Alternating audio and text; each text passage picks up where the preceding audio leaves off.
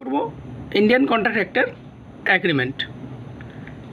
Agreement define করছে section 2E contract act 1872।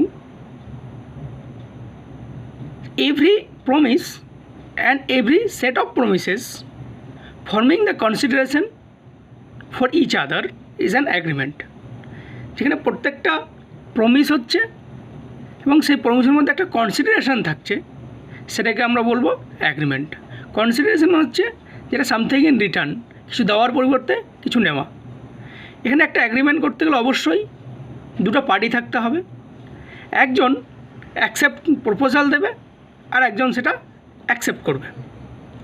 একটা উদাহরণ, এ অফার করলো বিকে তার বাড়িটা বিক্রি করবে, বি সেটা কেনার জন্য অ্যাকসেপ্ট করলো। এখানে এ হচ্ছে অফারার এবং বি হচ্ছে অ্যাকসেপ্টার।